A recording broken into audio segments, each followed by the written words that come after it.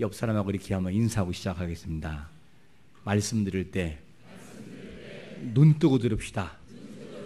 할렐루야. 저는 생각을 해요. 이 제 설교 인터넷에 가보세요. 25분, 27분 다 그 사이예요. 이 시간을 우리가 말씀을 듣지 못하고 졸다 간다면 저는 너무 억울할 것 같아요. 그래서 이 시간을 잘 들어서 무슨 말씀을 하는지를 들어야 영혼이 살아나기 때문에 이 시간 성령님이 여러분 눈꺼풀 위로 올려주시기를 축원합니다. 이 시간 말씀 시작합니다. 몇 년 사이에 사업과 그리고 정치인들을 보게 되면 삶을 다 포기하고 자살하는 이 사람들이 많아. 자살.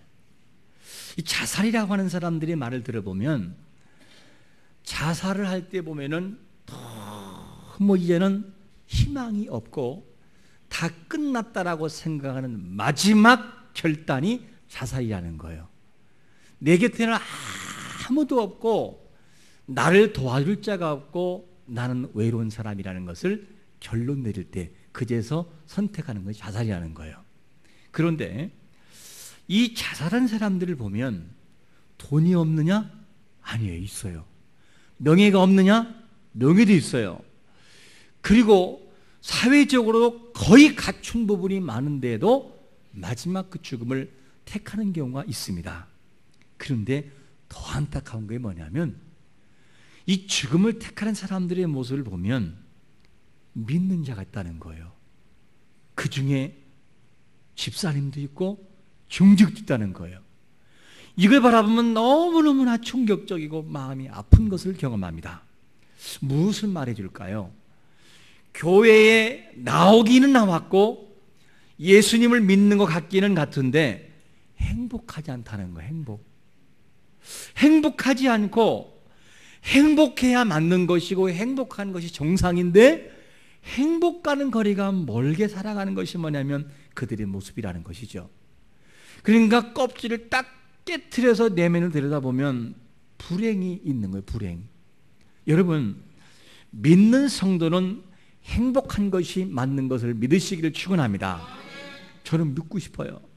옆 사람한테 이렇게 물어보세요. 저를 바라보지 말고 옆 사람 바라보고 혹시 행복하십니까? 속으로 그런 것 같아요. 표정이. 알면서 뭘 물어?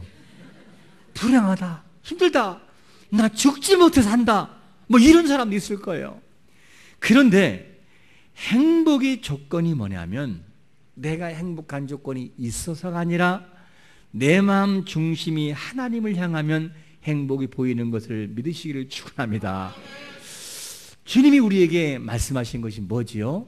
신명기 10장 13절에서 내가 오늘 네 행복을 위하여 내게 명한다 라고 말씀해요. 그러니까 하나님의 본래 마음은 뭐냐면 자기 자녀가 행복했으면 좋겠다는 거예요. 행복했으면. 그러니까 하나님이 정말 우리와의 관계에서 그냥 먼 세상에 있는 것이 아니라 내 곁에서 나를 도우시고 지켜보고 내 친자녀가 웃고 행복하면 부모는 행복하잖아요. 그냥 그렇게 되기를 바란다는 거예요. 그리고 베드로전서 2장 9절을 보면 얘들아 너는 나의 택하신 족속이란다. 그리고 왕같은 제사장이야. 네가 거룩한 나라야. 그리고 너는 너의 모든 어두운 곳에서 내가 너를 불러내서 빛으로 들어가게 하신 하나님이란다. 이 말을 두 절을 다 종합해 보면 무슨 말이냐? 하나님 아버지가 우리에게 원하는 것은 정말 행복한 삶을 살아가기를 바란다라고는 결론에 도달하게 됩니다. 그러므로 여러분 하나님의 바램처럼 행복하시기를 축원합니다. 이게 아버지의 마음이라는 거예요. 그런데 우리의 모습을 가만히 바라보면 행복한가? 행복하지 못한 부분이 참 너무나 많을 때가 있어요. 행복의 조건이 돼야만 행복한 사람이 있고 행복한 조건이 안 되지만 그 속에서 하나님의 의뢰가 꿈틀거려 행복이 보이는 사람이 있어요. 여러분들은 누구십니까? 행복한 조건이 있어서 행복한 사람이 아니라 행복한 조건이 보이지는 않지만 하나님을 생각하니 불행보다 행복이 더 커 보이는 성숙한 성도가 되시기를 축원합니다. 그런 사람이 되어야 돼요. 그런데 우리는 성경을 통해서 보면 하나님 때문에 행복했던 사람들이 나오는데 그 중에 구약의 인물을 든다면 다윗을 들 수 있어요. 다윗. 이 다윗이라고 하는 사람은 누구냐면 목동 출신이에요. 천하고 정말로 목동 출신. 그러니까 이 다윗은 목동에 있을 때에도 행복했어요. 왜냐? 그가 이새의 아들들을 모아서 왕을 선택하려고 할 때에 목동인 다윗은 빠져 있었어요. 그렇다고 불평이 안 나와요. 근데 하나님이 그를 그 자리에 다시 한번 세워놓아요. 그때도 행복한 사람이었지만 다윗은 왕이 될 때에도 하나님 때문에 행복한 사람이었어요. 그러면 다윗이라는 사람이 안기로웠느냐? 다윗처럼 많은 고난과 아픔이 없는 사람이 또 있을까? 또 그가 아팠어요. 왜냐하면 다윗은 참 의로운 사람이었어요. 그리고 하나님의 마음에 합한 자, 즉 하나님이 볼 때 너는 내 마음에 쏙 들어, 이런 사람이었어요. 그런데 그가 삶을 살아갈 때는 주위에 뭐가 있었느냐? 환난이 있었어요. 여러분, 믿음으로 살려고 할 때에 믿음의 사람들에게도 환난이 다가오는 것을 여러분들이 예측하며 살아가시기를 축원합니다. 못 살아서 그 불행이 아니라 바로 살아가는데 하나님이 그 과정을 통해 우리를 연단하셔요. 만들어가기 위해서. 다윗이 마치 그런 사람이었습니다. 다윗은 정말 의롭게 살려고 노력한 사람이었는데 그 주위에 고난들이 많이 기다리고 있던 그런 사람이었어요. 고난도 있고 괴로움도 있고 너무나 슬픔도 있었지만 그런데 다윗의 고백이 뭔 줄 아십니까? 시편 23편 1절을 보면 다 같이 한번 해볼까요? 시작. 여호와는 나의 뭐라고요? 목자시니 누가? 내가 또는 내게 부족함이 없다는 거예요. 그러니까 다윗의 마음 중심에는 행복을 만드는 원동력이 뭐냐? 여호와는 나의 목자라고 하는 하나님을 바라보는 이 힘이 있었어요. 그러니까 다윗이 어떠한 처지에 있든지 행복이 항상 보여졌고 따라다녔습니다. 여러분, 행복한 조건이 있어서만이 행복이 아니라 힘들고 어려운 고난 중에서도 다윗과 같은 모습을 통해 여호와를 통해 행복을 만들어가는 자가 되시기를 축원합니다. 이게 진짜 성숙한 성도예요. 이렇게 그는 환경 때문에 지배받지 않는 하나님 때문에 행복한 사람이 다윗이었습니다. 구약에서의 이 다윗이 행복했다면 신약에서의 대표는 누굴까? 바로 바울이었어요. 그런데 이 바울이라고 하는 사람이 뭐라고 신약에서 고백하냐면 이런 고백을 해요. 제가 읽어볼게요. 빌립보서 4장 11절 이하를 보면 나는 비천에 처할 줄도 알고 풍부에 처할 줄도 알아. 모든 일곧 배부름과 배고픔과 풍부와 궁핍에도 처할 줄 아는 일체의 비결을 배웠노라. 내게 능력 주시는 자 안에서 내가 모든 것을 할 수 있느니라. 할렐루야. 다윗의 행복의 비결이 뭐였지요? 그는 가난도 해봤어요. 비천한 모습에 처하기도 해보고요. 죽임을 당할 만한 환경에 처하기도 하고 억울한 누명을 써서 감옥에 갇히기도 했어요. 그리고 하나님의 은혜 가운데 풍부한 가브리엘 이 문화에서 살았던 사람이었어요. 그는 부유함과 가난을 다 경험한 사람이었어요. 그런데 그가 내리는 결론이 뭐냐면 내게 능력 주신 자는 내가 하는 모든 것을 할 수 있느니라. 할렐루야. 그게 그의 행복의 조건이었어요. 그러니까 우리 환경 속에서 행복한 조건이 있어서만이 행복이 아니라 불행해 보이는 삶이 우리를 따라와도 내가 하나님을 향한 강한 준비가 되어 있으면 불행을 행복으로 뒤엎는 역사가 있는 것을 믿으시기를 축원합니다. 이게 하나님의 은혜예요. 그래서 우리는 환경은 따라 좌지우지되는 그런 얄팍한 신앙을 버려야 되는 것이죠. 그러면 지금 시대를 살아가는 우리는 어떨까? 다윗도 하나님 때문에 행복했고 바울도 하나님 때문에 하나님을 바라보니 행복했다면 우리는 누구지요? 다윗이 느꼈던 행복이, 바울이 느꼈던 행복이 우리 마음속에 없다고 하는 것이 더 안타까운 사실입니다. 하나님의 자녀는 어떤 상황이든지 행복해야 맞는 것인데 그렇게 못 되는 것이 너무나 아픈 사실입니다. 그러면 왜 행복하지 못할까? 이 문제를 찾아야 돼요. 왜 우리는 예수를 믿고 예수를 고백하고 예수 앞에 나와서 신앙생활을 하고 신앙을 하고 직분도 받는데 왜 우리는 믿는다는 이름을 갖고 있는데 그렇게 행복하지 못할까? 그 이유는 뭐냐면 옆 사람과 이렇게 한번 물어보세요. 예수님을 따르는 것은 맞는데, 크게 한번 해보세요. 예수님을 따르는 것은 맞는데 예수님 안에 거하지 않기 때문이다. 할렐루야. 참 이게 우리의 아픔이에요. 예수님을 따름까지는 누구나 할 수 있어요. 그런데 그 따랐던 신앙이 예수의 말씀 안에 들어가서 그분 안에 거하서 그분 안에 거하는 삶이 우리에게 너무나 부족한 거예요.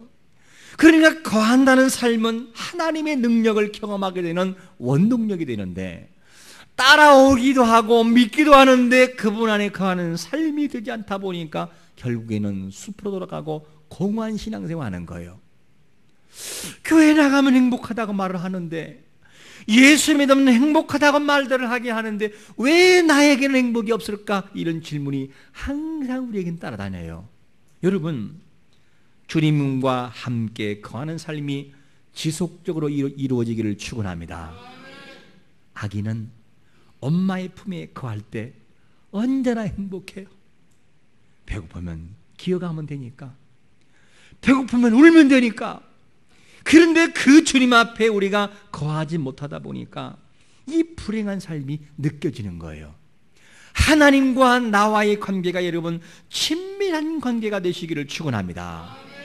여러분, 주일날 예배 드리는 것이 기대가 되거나 편안하지 않고 빨리 끝나고 이거 친구 만나러 가야 되는데 오늘따라 왜 이렇게 예배를 길기? 길어봤자 1분인데 왜 이렇게 길지? 그리고 예배가 지루한 거예요. 그리고 예배가 시작이 되면 이 중에는 벌써 20년, 30년, 아니 50년 동안 성경 텍스트, 바이블 이걸 가지고 들었던 수천 번에 듣던 사람들이 이미 포기하는 사람도 있어요. 왜? 예전에 듣던 말씀, 그 말씀이 그 말씀이지 뭐 이러고 포기할 때가 있어요. 여러분, 하나님이 오늘도 이 시간 이 강단을 통하여 이 입술을 통해서 뭔가 나에게 요구하시는 물음이 있음을 믿으시기를 축원합니다. 이 기대가 있어야 돼요. 그리고 나와 주님과의 만남이 왠지 모르게 부담스러워요. 주일이 됐기 때문에 나와야 돼요. 그래도 나오는 것이 편치가 않아. 왜? 나와 주님과의 관계가 친밀하지 않기 때문에. 친밀함이 없다 보니까 왠지 모르고 예배가 불편하고 왠지 모르고 예배가 지루한 거예요. 여러분, 2살짜리 아기가 젖을 먹는데 엄마의 젖가슴을 바라보고 와, 저거 엄마 오늘 아무래도 저에게 독을 탄 거 아닌가? 제가 저걸 빨아먹어야 되나 말아야 되나? 그리고 그것을 어쩔 수 없이 젖을 빠는 아기는 불행할까요? 행복할까요? 불행한 거예요. 왜? 엄마를 믿지 못하는 아기는 불행해요. 하나님이 오늘 이 강단을 통해 주시는 말씀은 100% 살아있는 영성 있는 나를 변화시키고 변혁시키고 새롭게 만드는 말씀이라고 믿는 자들에게 복이 있음을 믿으시기를 축원합니다. 그런 마음을 가지고 말씀을 들으면 왜 지루하겠어요? 마음의 자체가 벌써 내 마음의 준비가 안 되다 보면요 세상 없는 천사의 말을 하도 안 되는 거예요. 이 시간 주님이 이 타미 목사의 모습을 통해서 이곳에서 증가할 수 있어요. 아니 그렇게 증가하고 있습니다. 그런데 그 말이 뒤에 들려지지 않을 때는 그 영혼이 계속 피폐되고 영성이 회복되지 않고 죽는다는 거예요. 우리 여러분 이걸 알아야 됩니다. 주님이 혹시 여러분 부담스럽습니까? 나를 위해서 피 흘려 돌아가신 예수 그리스도 그분을 주야 하면서 좀 깊은 내면으로 불러보는 이름이 일평생 한 번이 없다면 얼마나 그게 안타까운 거예요, 여러분요. 그리고 나를 위해 죽으신 하나님 아버지의 하나님, 나를 위해서 죽기 위해서 아들을 보내신 하나님 아버지를 아버지 그러면 그분 앞에 하염없는 눈물을 통해 불러봤던 이름이 없다면, 그 이름이 부담스럽다면 그게 얼마나 안타깝는 얘기죠.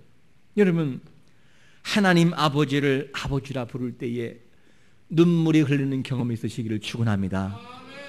그런 낯설지 않은 부담감, 그 아버지에게 찾아가면 내 문제를 해결할 것을 믿는 확신적인 믿음이 살아있을 때 그게 주님 안에 거하는 삶인 것입니다.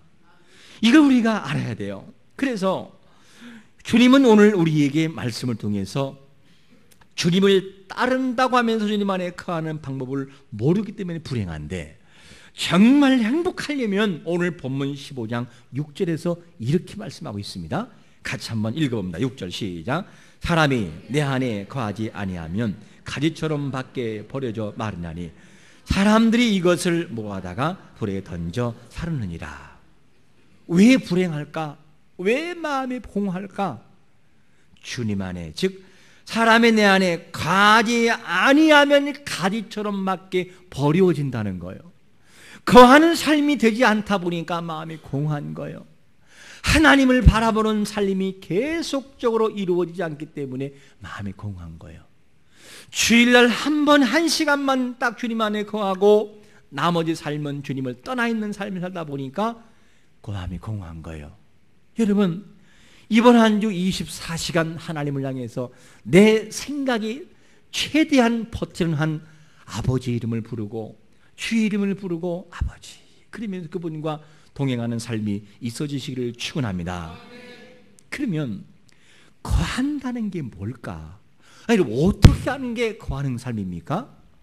거한다는 삶은 어떤 삶이냐? 원문을 보면 매노란 말의 매노, 이 말은 이런 뜻이 있어요. 머무르다, 그리고 거주하다, 계속해서 있다, 기다리다. 그러면 이 말씀을 만약에 적용한다면 이렇게 되는 거죠. 다윗이 주위에 누가 있었느냐? 사울이라고 하는 사람이 있었어요. 그리고 자기 아들 압살롬도 원수같이 죽이려고 했어요. 그때 다윗이 하나님 안에 거한다라고 하는 말씀을 적용한다면, 다윗이 만약에 그 지력과 지략과 모든 계획과 군사들의 용맹함을 가지고 사울을 죽이려고 했다면 죽일 수 있었을까요? 없었을까요? 100% 죽일 수 있어요. 왜? 죽일 수 있는 기회가 너무 많았어요. 그런데 다윗의 마음속에는 하나님이 세운 사람이라는 기본적인 전제가 딱 서 있기 때문에 그가 뭘 선택하느냐? 쉬운 방법을 선택하지 않아요. 그리고 부하들이 원하는 것을 선택하지 않고 뭘 선택하느냐? 하나님의 방법을 선택해요. 그리고 자기에게 손해가 돼도 하나님이 원하시는 방법 안에, 주님 안에 거하는 삶을 선택해버려요. 그런데 그 선택하는 삶이 힘들었어요. 어떻게? 때로는 쫓기기도 하고 백범도 있었고 때로는 무시함도 당하고 어려웠어요. 그런데 그는 그 길을 선택했습니다. 그랬더니만 누가 해결하시느냐? 인간이 해결하면 다윗이 당하고 부하들이 함께 당할 텐데 사람이 해결하지 않고 하나님께 다 맡겨버리고 그 안에 머무르고 거주하고 계속 있고 기다렸더니만 하나님이 깨끗하게 정리하셔요. 이게 뭐냐면 하나님 안에 거한다라고 하는 거하는 삶입니다. 그러니까 거한다는 삶은 내 결단을 요구합니다. 이럴까 저럴까의 생각 속에 있을 때 맞아, 하나님 그걸 기뻐하시는 거야 그러면서 그분 안에 거하면서 그분과 함께 걸어가는 삶을 거한다는 표현인 것입니다.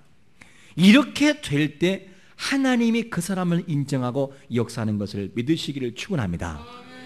그런데 오늘 이 요한복음 15장 본문의 배경이 되는 이스라엘 백성들은 어땠지요? 메시아신 예수님이 오셔서 내 안에 거하라고 말씀하는데 이스라엘 선민들은 누구를 거부하느냐? 예수 그리스도 메시아를 거부해버려요. 그러니까 삶의 열매가 없고 메말라 버립니다. 그런데 반면에 사도행전 27장 이하를 보면 누가 등장하느냐? 이제 복음을 향해서 고생하던 바울이 로마로 향하게 되는데 이 로마로 향할 때 어디로 운반하느냐? 배에 싣고 바울을 다른 죄수들과 함께 이동하게 됩니다. 그런데 한참 가다가 어떻게 되느냐? 이 바울이 어려움을 당해요. 어려움을 당하게 되는데 그러되 항구를 지나서 쭉 나가는데 섬 가운데에서 바람이 부는데 무슨 바람이 불리죠? 무슨 바람? 무슨 굴로? 유화굴로. 다른 말로 말하면 미친 바람이에요. 갈 바를 알 수 없는, 방향을 알 수 없는 바람. 이렇게 불었다 저래 불었다. 암흑처럼 어두워져요. 이제는 모든 배가 마지막 다 침몰 직전에 있어서 다 모든 걸 버렸어요. 이제는 모든 사람이 다 그렇게 죽을 위기에 있을 때 다 포기했는데 한 사람 바울만큼은 포기하잖아요. 포기하지 않는 이유가 뭔 줄 아십니까? 바울은 사도행전 27장 23절과 24절에서 이렇게 말합니다. 제가 읽어볼게요. 내가 속한 바 곧 내가 섬기는 하나님의 사자가 어젯밤에 내 곁에 서서 말하되 바울아 두려워하지 말라. 내가 가이사 앞에 서야겠고 또 하나님께서 너와 함께 항해하는 자들을 다 네게 주셨다 하셨느니라. 할렐루야. 모든 고난 속에서 바울이 포기하지 않는 것은 뭐냐면 주님 안에 거하면서 하나님이 그에게 말씀하시는 사자의 음성을 들었기 때문에요. 여러분, 바울은 다른 사람과 똑같은 사람이지만 환경 속에 있지만 불행하고 죽을 만나고 다 끝났다라고 포기하지만 다윗이 포기하던 이유는 뭐냐면 다윗의 생각과 마음은 주님 안에 거하기 때문인 것을 믿으시기를 축원합니다. 거하는 삶과 따라가는 삶은 너무나 다르다는 거예요. 이것이 뭐냐면 다윗의 모습이었습니다. 여러분, 우리는 그동안 신앙을 통해서 구속도 배웠고 의롭게 되는 것도 배웠고 그리고 하나님 안에 살아가는 것도 배웠지만 그러나 중요한 것은 뭐냐면 그분 안에 거하는 함께하는 삶을 훈련되지 않았어요. 그러다 보니 내 삶이 왠지 모르게 공허함이 찾아와요. 여러분 살아가면서 주님 안에 따라오고 따라가는 삶으로 뛰어넘어 주님 안에 거하는 삶을 살아가는 자가 되시기를 축원합니다. 말로는 하나님이 우리에게 만세전에 택했다는 것도 말을 하고 그리고 살아가면서 내가 하나님을 믿는 사람이라고 말하지만 그런데 우리의 삶을 가만히 바라보면 어떻게 살아갔습니까? 주일날 이 말씀을 딱 들을 때는 될 것처럼 보여져요. 그런데 가정에 돌아가고 직장에 돌아가고 일터로 딱 돌아가면 벌써 메꿀 돈이 너무나 많이 보여요. 그러니까 공허해지고 답답해지고 마음이 힘들어져요. 내일 사업장에서 이만큼 해결하는데 어떻게 하면 좋을까? 이러다 보면 이 말씀을 다 잃어버리고 충전된 것이 방전되기 시작을 해요. 그리고 딱 금요일날 가면 믿는 사람인지 안 믿는 사람인지 모를 정도의 탈진 상태가 와버려요. 그리고 주일날 돌아오면 조금 회복됐다가 또 마찬가지로 이 반복이 이루어져요. 하나님이 정말 그렇게 원하시는 걸까? 여러분, 하나님이 원하시는 삶은 그런 삶이 아니라 이 주일날 말씀을 통해서 주님과의 거하고 동행하는 삶이 있다면 이 삶을 통해 삶 현장에 돌아가서 그들을 실천해 보는 거예요.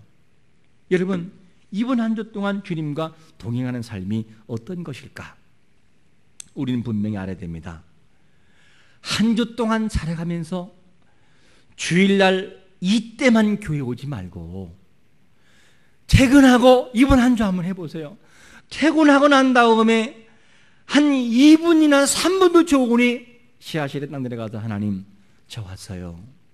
이번 주의 주제가 주님 안에서 거라는 말씀이 있는데 제가 이 2분이라는 시간, 3분이라는 시간을 주님 안에 거하는 삶으로 제가 노력해 봅니다. 아버지 사랑합니다. 아버지 사랑합니다. 아버지 사랑합니다. 이런 마음을 가지고 하나님께 기도해 보면 어느새 눈물이 주르륵 흘러요. 그래, 나도 너를 사랑한다. 내가 너를 지금까지 사랑했고 지금도 사랑해주고 있단다. 그리고 그동안 고민했던 것이 쫙 풀리면서 어두운 것이 빛으로 들어오는 것을 경험하게 될 것을 믿으시기를 축원합니다. 이렇게 한 주 해보세요. 다음 날 또 아버지 저 왔어요. 주여 아버지 저 왔어요. 그러다 보면요 기도의 문이 터지기 시작을 해요. 내가 너를 얼마나 사랑하고 있는지를 하나님이 깨닫게 해주셔요. 문제가 문제로 보이지 않고 문제 올 때만 와라. 그리고 담대함이 생겨져 버려요. 그렇게 탈진과 방전된 상태에서 주님 안에 거하다 보니 어느새 에너지가 충전돼서 하나님을 바라보게 되는 거예요. 그게 주님 안에 거하는 거예요. 정말 교회에 못 나오는 사람이 있다면, 부득이한 사람이라면 잠잘 때 하나님, 저는 너 아버지 이름을 불러봅니다. 아버지 사랑합니다. 사랑합니다. 해보는 거예요. 어떻게 달라지는지. 이런 모습을 통해 우리가 한 주 동안 살다가 노력해보고 돌아와 보니 와, 그 말이 맞았다. 하나님 안에 거하는 이 힘이 이 정도라면 주여 제가 해보겠습니다. 그리고 오늘 주일날 딱 와가지고 말 듣는데 또 기대가 되는 거. 왜? 해봤으니까. 이게 성도가 살아가는 삶의 패턴이 되어야 되는 것이죠. 주일날만이 그리스도인이 아니라 삶의 현장에서 내가 그리스도인인 것을 증명하는 삶의 모습에서 주님과 동행하고 거하면서 걸어가는 삶이 되어야 되는 거예요. 여기에서의 행복이 있음을 여러분들이 믿으시기를 축원합니다. 주님 오늘 5절에서 우리를 통해 우리에게 이렇게 말씀합니다. 같이 한번 읽어봅니다. 5절 시작. 나는 포도나무여 너희는 가지라. 그가 내 안에 내가 그 안에 거하면 사람이 열매를 많이 맺나니 나를 떠나서는 너희가 아무것도 할 수 없습니다. 할렐루야. 나는 포도나무 너희는 가지라는 거예요. 그러므로 주님을 떠나서는 아무것도 할 수 없다. 네가 잘났느냐, 지력 있느냐, 부하냐, 명예가 있느냐, 그래도 네가 나를 떠나면 너는 아무것도 못한다는 거예요. 여러분, 이게 하나님 오늘 이 시간에 주는 말씀입니다. 왠 줄 아십니까? 주님이 포도나무이기 때문에 참 포도나무, 우리는 가지기 때문에 절대 주님을 떠나면 그 인생은 회복될 수 없다는 거예요. 그거를 우리에게 표현해주고 있습니다. 여러분, 한 주 동안에 주님 안에 거하는 삶이 임하기를 축원합니다. 그러면 다시 한번 좀 더 구체적으로 어떻게 해야 구체적으로 이 거하는 삶이 부담이 안 될까? 사람 중에는 이런 사람이 있어요. 사람과의 만남이 있으면 그냥 얘기하고 싶은 사람, 내 자존심, 내 생각을 팽개쳐버리고 이야기하고 싶은 사람, 그냥 하루 종일 떠들고 얘기하고 싶은 사람, 화장실에 가서도 물을 안 내리고도 함께 신뢰할 수 있는 사람, 그런 사람은 부담이 없는 사람이에요. 근데 뭔가 이야기를 하려면 머리 흐트러진 거 봐야 되고, 얘 고춧가루 깼나 봐야 되고, 그리고 왠지 모르게 말을 또 정숙하게 해야 되고, 밥을 먹으려면 그냥 밥을 먹는 건지 코로 먹는 건지 모를 정도의 부담인 사람, 그런 사람이 되는 사람도 있고 아니면 편한 사람이 있어요. 그런데 한 가지 비책이 뭐냐? 만나서 말하기가 부담스러운 사람이랄지라도 자주 만나다 보면 부담이 안 돼요. 한국의 정서와 문화는 무슨 문화냐? 먹으면서 이야기하는 문화예요. 여러분, 먹으면서 딱 오늘 내가 탕수육 하나 35,000원짜리 살게. 뭐요? 그러면 부담스럽다가 먹으면서 얘기해요. 저기 형님 오늘 뭐 하려고 그랬어요? 아이 뭐 무슨 얘기야. 그냥 먹자고 그랬어. 먹다 보면 뭐가 돼요? 마음이 확 열리게 돼요. 오늘 부담스러운 분들 탕수육 25,000원짜리 하나 먹으면서 이야기하기를 축원합니다. 그러면 해결돼요. 아니면 짬뽕 한 그릇 6,000원이면 돼요. 그러되 하다 보면 그 사람이 부담이 안 돼. 다음에 또 만나서 그래 하다 보면 부담이 안 돼. 나중에는 전화하게 돼. 형님 뭐예요? 이렇게 되는 거예요. 주님과 나와의 만남도 주일날 한 번 무릎 꿇는 건 부담스럽지만 그러나 주님 앞에 나와서 주님과의 자주만 하다 보면 아버지의 이름을 부르는 것이 감격스럽고 눈물이 나와요. 이런 삶이 한 주 동안 진행되면 낯선 주님이 아니라 편안한 주님으로 바뀌어지는 역사가 있는 것을 믿으시기를 축원합니다. 주님과 예배, 이런 거하는 삶이 될 때 부담이 안 돼요. 그게 거하는 삶인 것입니다. 주님 오늘 우리에게 뭐라고 말씀하냐면 이렇게 말씀합니다. 한번 4절 말씀 읽어봅니다. 시작. 내 안에 거하라. 나도 너희 안에 거하리라. 할렐루야. 누구 안에 거하라고요? 내 안에 거하라. 나도 너희 안에 거하리라. 주님 말씀하고 사랑하는 딸아, 아들아, 내 안에 거하라. 네가 내 안에 나오는 것으로 끝나지 말고 내 안에 거하는 법을 배웠으면 좋겠다. 그 속에 행복이 있고 내 평강이 있고 내 사랑이 있다. 내일 새벽 말씀에 나오겠지만 주님 안에는 너무나 무궁무진한 평강이 있고 사랑이 있다는 것이죠. 그 사랑을 내가 느낄 때에 우리는 회복될 수 있어요. 우리는 아직 훈련되지 않았기 때문에 잘 되지 않지만 주님 안에 거하는 삶이 자주 그분 앞에 나가고 한다면, 그리고 그분이 나의 구주로 영접됐다고 한다면 그분과 나와 늘 거하는 삶이 지속이 돼야 돼요. 그러다 보면 어느새 주님의 이름이 부담스럽지 않고 낯설지 않고 아버지라고 부르면 눈물이 흐르는 단계까지 이르는 것을 믿으시기를 축원합니다. 이 회복과 이 거하는 삶이 한 주 동안 꿈틀거려 내 생각이 살아있고 움직이는 순간에 거하는 24시간의 주님과의 거하는 삶과 동행이 한 주 동안 여러분들을 움직여 하나님의 사람인 됨을 만들어 놓는 행복한 한 주가 되시기를 예수 그리스도의 이름으로 축원합니다. 아멘. 우리 한번